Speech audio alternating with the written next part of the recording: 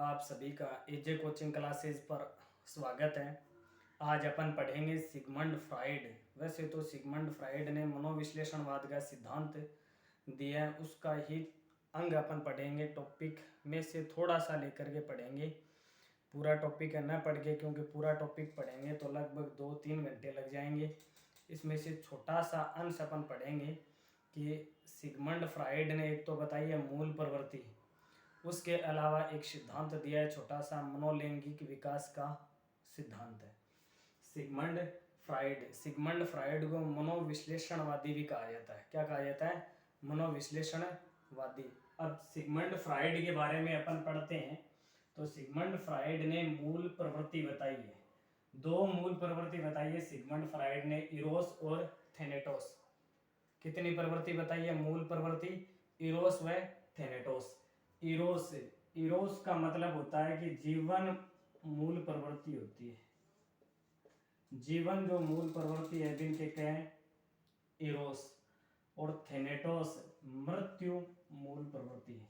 तो 2 प्रकार की मूल प्रवृत्ति होगी, एक तो इरोस और एक थेनेटोस। इरोस जीवन मूल प्रवृत्ति और थेनेटोस मृत्यु मूल प्रवृत्ति। इरोस जगह मूल प्रवृत्ति है, बी को संबंध होगा रचनात्मक कार्येषु। कौन से कार्येषु? रचनात्मक कार्येषु। और थेनेटोस को संबंध होगा विध्वंसात्मक कार्येषु। इरोस रचनात्मक और थेनेटोस विध्वंसात्मक कार्येषु संबंधित हो। सिगमंड फ्राइड कौन सा मनोवैज्ञानिक है? मनोविश्लेषणवादी। के बताई मूल प्रवृत्ति, कति बताई? 2, एक इरोस और एक थेनेटोस। इरोस जीवन मूल प्रवृत्ति और थेनेटोस मृत्यु मूल प्रवृत्ति। इरोस क्या कौन से कार्येषु संबंधित होगा? रचनात्मक कार्येषु। और थेनेटोस मृत्यु मूल प्रवृत्ति है जो विध्वंसात्मक कार्येषु संबंधित होगा। बी के अलावा सिगमंड फ्राइड एक वर्ड को यूज करो जो बहुत ही महत्वपूर्ण है। ये वर्ड है लिबिडो। एक बार आरपीएससी के द्वारा पूछा भी गया है कि लिबिडो का प्रयोग किसने किया है। एक बार तो ऐसे पूछा गया है, लिबिडो का प्रयोग किसने किया है? तो अपन पढ़ रहे हैं लिबिडो का प्रयोग किसने किया है? सिगमंड फ्राइड ने। दूसरा क्वेश्चन कि लिबिडो किसे कहा है सिगमंड फ्राइड ने?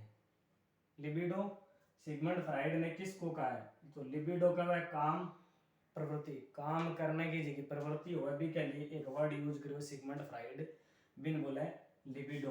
अठा तक आप पढ़ो। पहले का मूल प्रवृत्ति 2 बताई, इरोस और थेनेटोस। इरोस रचनात्मक कार्य से संबंधित और थेनेटोस विध्वंसात्मक कार्य से संबंधित। मृत्यु मूल प्रवृत्ति और इरोस जीवन मूल प्रवृत्ति व लिबिडो को प्रयोग कौन करियो? Sigmund Freud. लिबिडो का मतलब क्या है?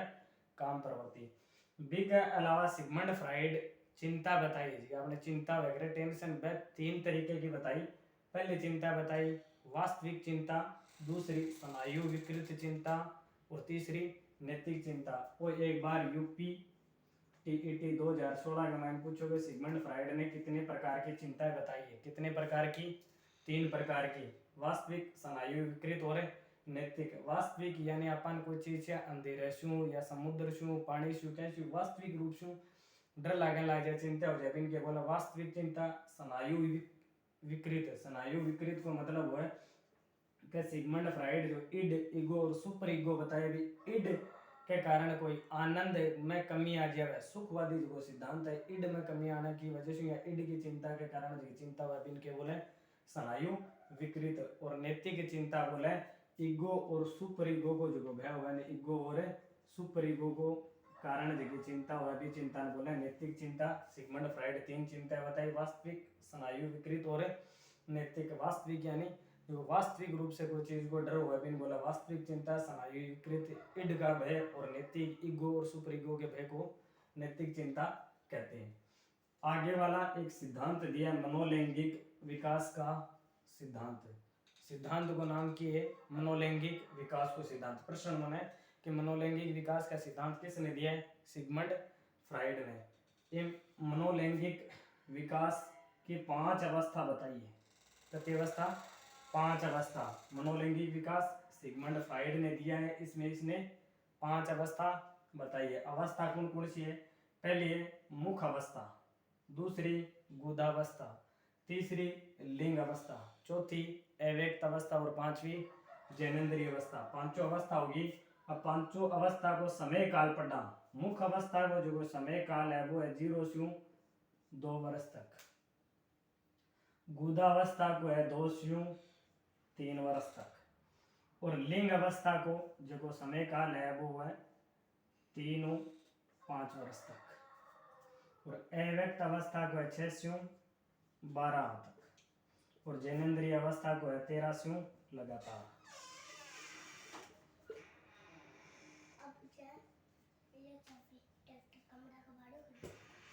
मुख अवस्था, गुदावस्था, लिंग अवस्था, अव्यक्त अवस्था और जैनेन्द्रीय अवस्था। मुख अवस्था को समय काल है 0 से 2 वर्ष, गुदावस्था को 2 से 3, लिंग अवस्था को 3 से 5 और अव्यक्त अवस्था को 6 से 12 और जैनेन्द्रीय अवस्था है 13 से लगातार। अब आ अवस्था को एक तो याद रखना अपन, अवस्था का प्रकार कितना प्रकार है? 5 प्रकार। पांचों प्रकारों को नाम मुख अवस्था, गुदावस्था, लिंग अवस्था, अव्यक्त अवस्था और जैनेन्द्रीय अवस्था। और सिद्धांत को नाम है मनोलैंगिक विकास को सिद्धांत कौन दियो? Sigmund Freud. 5 अवस्था बताइए। समय काल मुख अवस्था को 0 से 2, अगली गुदावस्था 2 से 3, लिंग अवस्था 3 से 5, मुख अवस्था, गुदावस्था, लिंग अवस्था और अव्यक्त अवस्था समय काल है 6 से 12 और एक बचे जैनेन्द्रीय अवस्था भी को है 13 से लगातार। आंकी संख्या अविशेषता पढ़ना। मुख अवस्था को मतलब हुआ है मुख यानी मुंह की जिखी अवस्था का मान बालक कोई भी क्रिया करे बा मुख के माध्यम से करे। मतलब 0 से लेके 2 साल तक बच्चों कोई भी आपनो क्रिया करे वो के करे तो मुख के माध्यम से करे। स्तनपान, दूध पीवे बच्चों को के माध्यम से करे? मुंह से करे। या कोई भी अंगूठो या आंगनी चूसनी चालू कर दी, वह अवस्था कौन सी अवस्था है? मुख अवस्था। दूसरी है गुदावस्था। गुदा यानी पैर, गुद्दा जगह हमारा जमीन के ऊपर या आपने कोई सुलाइडो है मच्छे पर या कोई बेड पर तो वो गुद्दा हमारा भी इनके बोले गुदावस्था। आकर जो है 2 से लेके 3 साल तक। एक माइन की विशेषता है कि एक गुदावस्था के माइन बच्चों के ग्रह के पेशाब वगैरह मायने कर ले करे बाद में के ग्रह के बीच आनंद लेवा। आनंद मतलब पेशाब करके फिर बालक के बच्चों के ग्रह ये अवस्था गुदावस्था के मान के ग्रह खेलना चालू कर दे, पेशाब करके भी मान खेलना चालू कर दे, आनंद की प्राप्ति करे। वह कौन सी अवस्था है? गुदावस्था। एक का मान अगर मूत्र विसर्जन, मूत्र की जगह क्रिया है विश्व आनंद लेवा बा अगर ज्यादा करन लाग जाए बालक जतो बिग माइंड क्यों है कि आक्रामक हो जाए। इको कारण क्यों है या इको रिजल्ट क्या निकले? आक्रामक हो जाए। ज्यादा अगर क्रिया करे जतो क्यों हो जाए? आक्रामक। और कम करे जद क्यों हो जाए? धारणात्मक। एक बार आरपीएससी में पूछोगे हो कि धारणात्मक अवस्था फ्राइड की किस अवस्था से संबंधित है, तो कौन सी अवस्था से संबंधित होगी?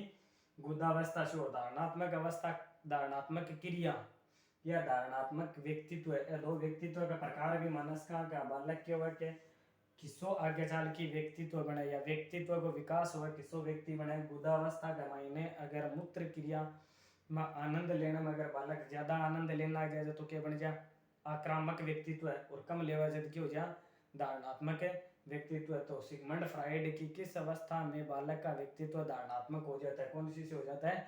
गुदावस्था से। तीसरी है लिंग अवस्था। एक वो समय काल है 3 लेके 5 साल तक। मुख अवस्था, गुदावस्था, लिंग अवस्था। मुख अवस्था में बालक मुंह से कोई भी क्रिया करने लग जाए, मतलब कोई बटको फोड़न लग जाए या स्तनपान करे, दूध पीवे या फिर कोई अंगूठो वगैरह चूसने लग जाए, फिर कौन सी विशेषता है? मुख अवस्था 0 से 2 वर्ष तक। गुदावस्था यानी मूत्र करके या पेशाब करके भी के बाद में बालक एक खेलने लग जाए, बा कौन सी अवस्था है? गुदावस्था। एक मैंने ज्यादा करना की क्रिया ज्यादा करने से व्यक्तित्व के हो जाए आक्रामक और कम करना के हो जाए धारणात्मक। तीसरी अवस्था है लिंग अवस्था। ये लिंग अवस्था का मैंने 2 ग्रंथि बताई, बहुत ही मोस्ट है अवस्था लिंग अवस्था। एक मैंने 2 ग्रंथि बहुत बार नेट में आरपीएससी में और यूपीटीटी एचटीटी मैंने बहुत बार पूछोगे। ग्रंथि का नाम याद रखना अपन।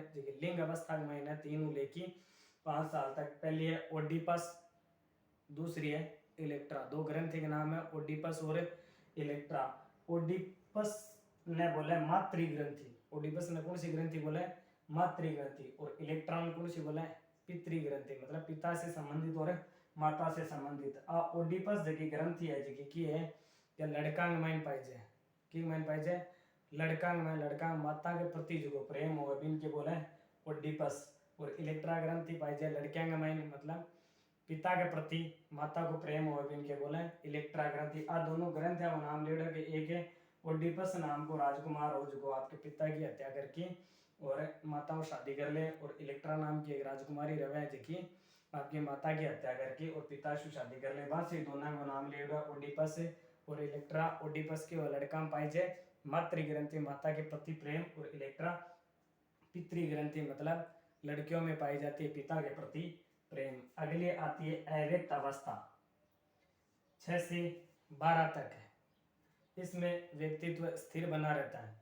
6 से 12 तक अव्यक्त अवस्था, मतलब इसमें कार्य प्रवृत्ति शून्य रहती है, इसको बोलते हैं 6 से 12 तक का समय काल होता है अव्यक्त अवस्था। और जैनेन्द्रीय अवस्था, इस अव्यक्त अवस्था में जैसे लड़का लड़की साथ में खेलते हैं, कोई लैंगिक विकास नहीं होता, इसमें है जैनेन्द्रीय अवस्था। आवते राशि लगातार जैनेन्द्रीय अवस्था, मतलब विषम लिंग के प्रति प्रेम, लड़को लड़की के प्रति प्रेम करने लग गया, लड़की लड़के के प्रति प्रेम करने लग गया, वह अवस्था है जैनेन्द्रीय अवस्था। जितने राशि लगातार चल रहा है वो एक छोटो सो सिद्धांत आप पढ़ियो।